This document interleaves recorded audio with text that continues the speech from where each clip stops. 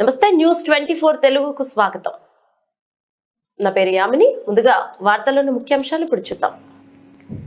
కేంద్ర బడ్జెట్లో తెలంగాణకు అన్యాయం చేసిన కేంద్ర ప్రభుత్వ వైఖరికి నిరసనగా పీసీసీ అధ్యక్షులు మహేష్ కుమార్ గౌడ్ ఆదేశాల మేరకు ఆర్మూర్ నియోజకవర్గ కాంగ్రెస్ పార్టీ ఇన్ఛార్జ్ ప్రొద్దుటూరి వినయ్ కుమార్ రెడ్డి ఆధ్వర్యంలో ఆర్మూర్ పట్టణం అంబేద్కర్ విగ్రహం ముందు నిరసన తెలియజేశారు.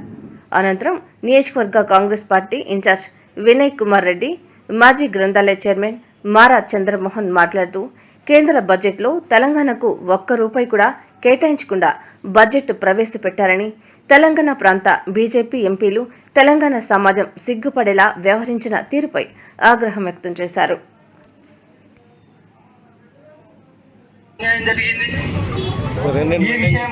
మీకోసం రెండేళ్ళు మెయింటైన్ చేస్తున్నా, నేను రోజు మెయింటైన్ చేస్తున్నా.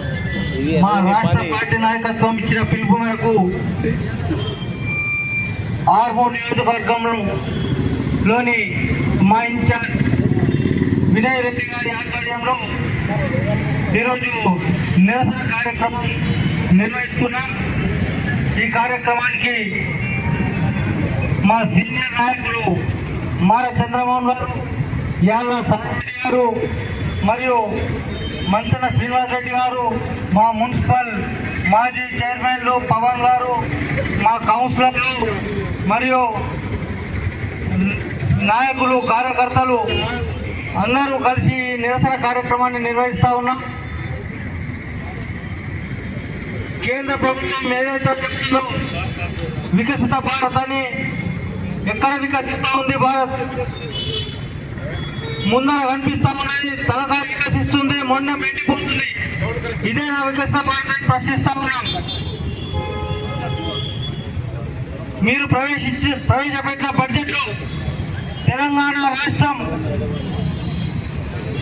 అసంతృప్తి వ్యక్తం చేస్తా ఉంది. 4 కోట్ల మంది తెలంగాణ ప్రజలు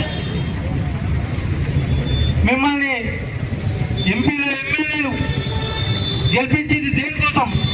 ఈరోజు కాంగ్రెస్ పార్టీ తరఫున మేము తెలంగాణ బీజేపీ ఎమ్మెల్యేలకు, ఎంపీలకు డిమాండ్ చేస్తా ఉన్నాం.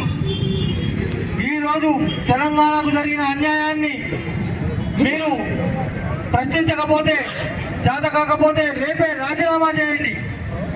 తెలంగాణ ప్రజలు మిమ్మల్ని ఎక్కడా కూడా రేపటి నుంచి తిరగనివారు. మీ నియోజకవర్గాల్లో కానివ్వండి, ఎక్కడ కూడా తెలంగాణ ప్రజలు మిమ్మల్ని నిరసనలతో మిమ్మల్ని అడ్డుకుంటారని చెప్పేసి ఈ సందర్భంగా మేము తెలియజేస్తా ఉన్నాం.